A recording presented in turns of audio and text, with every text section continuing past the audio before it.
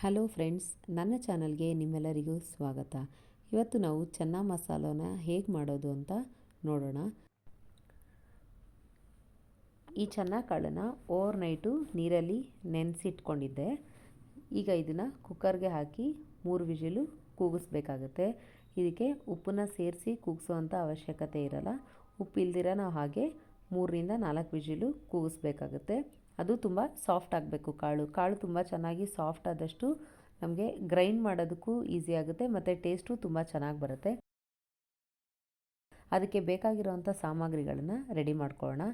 ದಪ್ಪದಾಗಿರೋವಂಥ ಒಂದು ಸಣ್ಣಗೆ ಹೆಚ್ಚಿರೋ ಟೊಮೆಟೊ, 10ರಿಂದ 15 ಹಸಿಮೆಣಸಿನ್ಕಾಯಿ, 1 ನಿಂಬೆಹಣ್ಣು ಮತ್ತು ಸಣ್ಣದಾಗಿ ಕಟ್ ಮಾಡಿರೋವಂಥ 2 ದಪ್ಪನಾದ ಈರುಳ್ಳಿ, ಅರಿಶಿಣ ಪುಡಿ, ಗರಂ ಮಸಾಲ, ಧನಿಯಾ ಪೌಡರ್, ಖಾರಕ್ಕೆ ಎಷ್ಟು ಬೇಕೋ ಅಷ್ಟು ಚಿಲ್ಲಿ ಪೌಡರ್ ಹಾಗೂ ಶುಂಠಿ ಬೆಳ್ಳುಳ್ಳಿ ಪೇಸ್ಟು,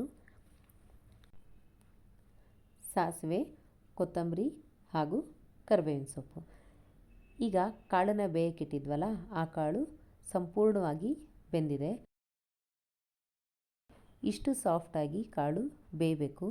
ಇಷ್ಟು ಸಾಫ್ಟಾಗಿ ಬೆಂದಿದ್ರೇ ಅದು ಒಂದೊಳ್ಳೆ ರುಚಿ ಕೊಡೋದಕ್ಕೆ ಸಾಧ್ಯವಾಗುತ್ತೆ. ಈಗ ಕುಕ್ಕರಲ್ಲಿ ಎಷ್ಟು ಕಾಳು ಬೇಯಿಸ್ಕೊಂಡಿದ್ದೀವೋ ಅದರಲ್ಲಿ 1/4 ಭಾಗಕ್ಕಿಂತ ಇನ್ನೊಂದು ಸ್ವಲ್ಪ ಹೆಚ್ಚು ಕಾಳನ್ನು ನೀರಿಲ್ಲದೇ ಹಾಗೆ ಒಂದು ತಟ್ಟೆಯಲ್ಲಿ ಆರೋದಕ್ಕೆ ಬಿಡೋಣ. ಇದು ತಣ್ಣಗಾಗಬೇಕು. ಇದು ತಣ್ಣಗಾದ ಮೇಲೆ ಮಿಕ್ಸಿ ಜಾರ್ಗೆ ಹಾಕಿ ಸ್ವಲ್ಪ ಪ್ರಮಾಣದಲ್ಲಿ ಮಾತ್ರ ನೀರನ್ನು ಸೇರಿಸಿ ರುಬ್ಕೋಬೇಕಾಗುತ್ತೆ.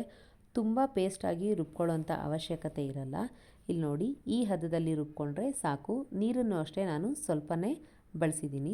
ಈಗ ಒಂದು ಬಾಣಲಿ ಇಟ್ಟು ಒಗ್ಗರಣೆ ಮಾಡ್ಕೊಳ್ಳೋಣ.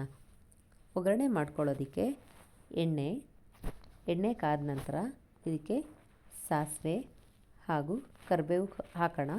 ಇದು ಚಟಪಟ ಅಂತ ಚೆನ್ನಾಗಿ ಸಿಡಿದ ಮೇಲೆ ಉದ್ದುದ್ದಕ್ಕೆ ಕಟ್ ಮಾಡಿ ಇಟ್ಕೊಂಡಿರೋಂಥ ಹಸಿಮೆಣಸಿನ್ಕಾಯಿ ಹಾಕಿ ಅದು ಖಾರ ಬಿಡೋವರೆಗೂ ಚೆನ್ನಾಗಿ ಫ್ರೈ ಮಾಡ್ಕೋಬೇಕಾಗುತ್ತೆ.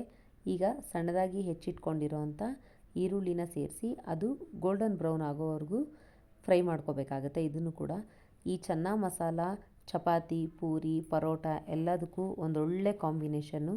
ಈಗ ಈರುಳ್ಳಿ ಫ್ರೈ ಆಗಿದೆ, ಟೊಮೆಟೊನೂ ಸೇರಿಸ್ಕೊಂಡು ಫ್ರೈ ಮಾಡ್ಕೊಳ್ಳೋಣ. ಸ್ವಲ್ಪ ಮೀಡಿಯಮ್ ಫ್ಲೇಮಲ್ಲೇ ಹುರ್ಕೊಳ್ಳೋಣ.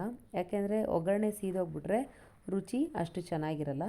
ಹಾಗಾಗಿ ಒಗ್ಗರಣೆ ಸ್ವಲ್ಪ ಲೋ ಫ್ಲೇಮಲ್ಲೇ ಇಟ್ಕೊಂಡು ಮಾಡ್ಕೋಬೇಕಾಗುತ್ತೆ. ಈಗ ಇದಕ್ಕೆ ಶುಂಠಿ ಬೆಳ್ಳುಳ್ಳಿ ಪೇಸ್ಟನ್ನು ಸೇರಿಸ್ಕೊಳ್ಳೋಣ. ನಂತರ ಆಗಲೇ ತೋರಿಸಿದಂಥ ಮಸಾಲೆ ಪದಾರ್ಥಗಳನ್ನು ಹಾಕಿ ಲೋ ಫ್ಲೇಮಲ್ಲಿ ಹುರ್ಕೋಬೇಕಾಗುತ್ತೆ. ಹೈ ಫ್ಲೇಮಲ್ಲಿ ಏನಾದರೂ ಉರಿ ಇತ್ತು ಅಂತಂದರೆ ಮಸಾಲೆ ಪದಾರ್ಥಗಳೆಲ್ಲ ಸೀದೋಗ್ಬಿಡುತ್ತೆ. ಹಾಗಾಗಿ ಲೋ ಫ್ಲೇಮಲ್ಲೇ ಒಂದು 10ರಿಂದ 15 ಸೆಕೆಂಡು ಹುರ್ಕೊಂಡ್ರೆ ಸಾಕು. ಅದಾದಮೇಲೆ ತಕ್ಷಣ ಒಂದು 1/4 ಲೋಟ ನೀರು ಹಾಕ್ಕೊಳ್ಳೋಣ.